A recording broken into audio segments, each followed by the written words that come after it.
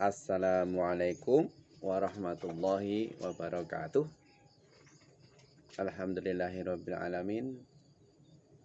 Pagi hari yang cerah ini saya akan menyampaikan sedikit kisah ya. Kisah ini sebenarnya sudah cukup terkenal ya. Tapi tidak ada salahnya juga saya akan mencoba untuk menceritakan sebuah kisah. Kisah ini bermula dari seorang pemuda yang bernama Sabit, pemuda tampan. Ini dia sedang berjalan di pinggiran kota Kufah ya, di Irak ya. Dia ini berjalan di pinggir kali, sungai begitu ya, yang airnya itu masih jernih, masih jernih sekali. Nah, tiba-tiba Sabit ini ya, pemuda yang tampan ganteng gitu ya, ini melihat terbawa arus sungai, kelintir ya bahasa Jawanya itu, kelintir ya, di sungai yang jernih itu. Karena perutnya kebetulan juga lapar, maka Sabit ini sontak segera mengambil apel yang ranum masih segar itu, yang masih utuh itu, kemudian dia gigit, dia makan. Baru dapat satu gigitan, saudaraku, Sabit ini kemudian tersentak. Dia beristighfar, astagfirullah, apel yang telah kugigit ini mesti ada yang punya, dan aku belum meminta keridhoannya terhadap apel yang sudah jatuh yang aku makan ini. Luar biasa ya. Kemudian begitu menyesalnya pemuda Sabit ini, dia bertekad untuk mencari pemilik pohon kurma atau pohon apel ya, pohon apel dari pemilik kebun apel. Nah, kemudian Sabit berjalan naik ke hulu gitu ya, naik ke hulu cukup jauh. Sabit menyusuri sungai itu dan akhirnya ketemu kebun kurma lagi, kebun apel. Kebun apel, di situ ada seorang tua yang duduk di situ. Kemudian Sabit mengatakan, "Wahai saudaraku, apakah engkau ini pemilik kebun apel ini? Kalau engkau pemilik kebun apel ini, aku mohon keridhoanmu atas apa yang telah aku lakukan, yaitu memakan sebuah apel," sambil menunjukkan buah apel yang sudah dia gigit itu. Sabit berkata kepada penjaga kebun itu, "Wahai pemuda, aku ini bukan pemilik kebun, aku ini hanya penjaga yang menjaga kebun ini. Kalau engkau ingin mencari keridhoan dari apel yang telah engkau makan, maka carilah tuanku yang rumahnya itu sekitar 4 mil ya, mungkin berapa ya, 7 kilometeran lah dari sini." Tanpa pikir panjang, Sabit ini kemudian segera melanjutkan perjalanan menuju rumah pemilik kebun apel yang ditunjukkan oleh penjaga kebun apel tadi. Singkat cerita, akhirnya Sabit ini menemukan rumah pemilik kebun apel. Kemudian Sabit mengetuk pintu sambil mengucapkan salam, "Assalamualaikum warahmatullahi wabarakatuh." Dijawab dari dalam rumah itu muncul seorang kakek-kakek, "Waalaikumsalam warahmatullahi wabarakatuh." Langsung Sabit, pemuda yang tampan ganteng ini menyampaikan, "Wahai bapak tua, aku ini telah mengambil apel yang jatuh di sungai dan sudah aku makan, sudah aku gigit sedikit. Nah, ini masih ada sisa yang belum aku makan. Maka mohonkan, tolong ridhokan, relakan apel yang telah aku gigit ini sehingga aku tidak mendapat dosa." Dalam hati si kakek ini, bapak ini kagum ya. Tapi kakek ini ternyata juga seorang yang tegas ya, tegas ya. Maka dia itu menjawab, "Aku tidak akan merelakan apel yang telah kau makan." Wah, begitu terperanjatnya ya Sabit.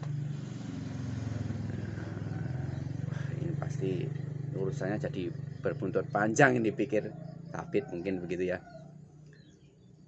"Aku tidak akan memaafkanmu, merelakan apel yang telah kau makan kecuali dengan satu syarat."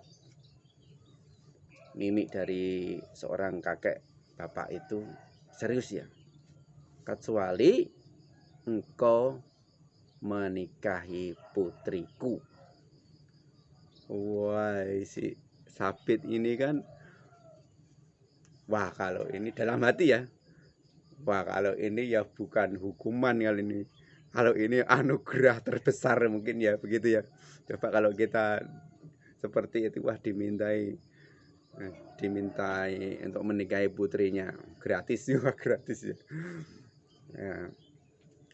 Ya, aku merelakan apel yang telah engkau makan, tapi syaratnya engkau harus menikahi putriku.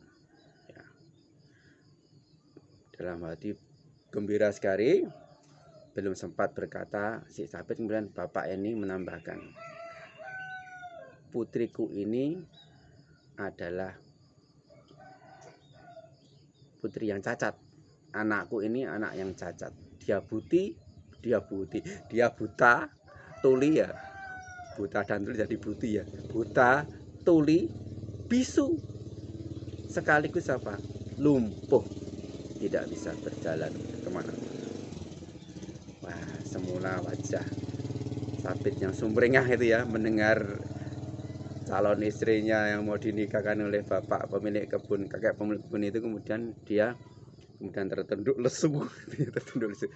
Tapi karena dia sudah bertekad ingin ingin menebus kesalahannya, ingin meminta ridho dari pemilik kebun itu, maka Sabit akhirnya setuju ya mau menikahi putri dari bapak atau kakek yang buta, tuli, dan bisu, juga lumpuh.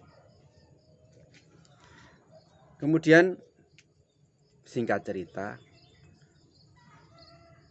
bapak dari putri yang cacat itu kemudian dinikahkanlah dengan Sabit, pemuda yang ganteng, tampan gitu ya. Nah, setelah dinikahkan, setelah ba'dal isya ya, dari masjid pulang ke masjid, "Nah, Sabit, sekarang engkau masuklah ke kamar putriku, temui dia." Wah, dengan mimik yang serius ya bapaknya tadi ya. Kemudian Sabit ini masuk ke kamar, kemudian dia mengucapkan salam, "Assalamualaikum warahmatullahi wabarakatuh." Maka dijawablah dari dalam bilik kamar itu suara yang sangat merdu, saudaraku. Wah, sangat merdu. "Waalaikumsalam warahmatullahi wabarakatuh." Kemudian Sabit masuk. Kemudian apa yang terjadi? Sabit terperanjat, terpesona gitu ya, melihat di depannya itu seorang gadis yang cantik jelita.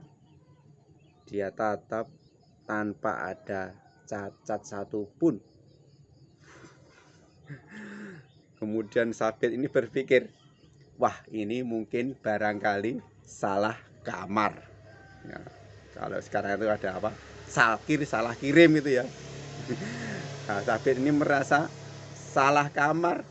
Wong yang diceritakan, yang disampaikan oleh bapaknya, mertuanya tadi adalah putrinya yang cacat, buta, tuli bisu dan lumpuh. Nah, ini kok di hadapanku kok berdiri seorang bidadari yang sangat cantik cerita. Nah, kemudian Sabit mengatakan, maaf, mungkin saya salah kamar karena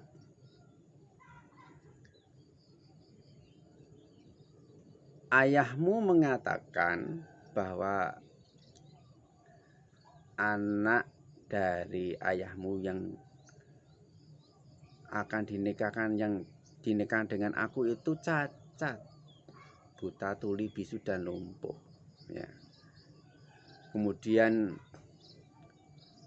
gadis ini yang cantik cerita ini kemudian mengatakan, benar, ayahku benar, aku ini seorang anak yang buta. Ya. Karena apa? Karena aku tidak pernah melihat hal-hal yang dimurkai oleh Allah Subhanahu wa Ta'ala. Wah, Sabit kagum bener ya, luar biasa ini. Ada gadis yang solehah seperti ini ya. Tapi kamu itu juga dikatakan oleh ayahmu itu tuli, tidak bisa mendengar. Benar, jawaban di situ. Aku tidak pernah mendengar suara-suara hal-hal yang menjadikan Tuhanku murka. Penasaran lagi, Sabit mengatakan, tapi ayahmu juga mengatakan kamu itu bisu. Demi Allah benar, ayahku benar, karena aku juga tidak pernah berkata kata-kata yang membuat Tuhanku menjadi marah, menjadi murka. Kemudian Sabit melanjutkan lagi, dan juga ayahmu mengatakan bahwa kamu itu lumpuh total, tidak bisa berjalan. Benar, demi Allah benar, ayahku juga benar, karena aku tidak pernah melangkah kepada tempat-tempat hal-hal yang membuat Tuhanku murka. Masya Allah, itu Sabit luar biasa ya wes. Ceritane ikon kuwi cukup sekian ya kuwi ya, ditulis ke dhewe Sabit karo istrine. Nah, tahukah saudaraku, Sabit dan istrinya itu melahirkan anak-anak, dan salah satu keturunannya itu adalah Nu'man ya, Nu'man. Nu'man, tahukah Anda saudaraku siapa Nu'man ini?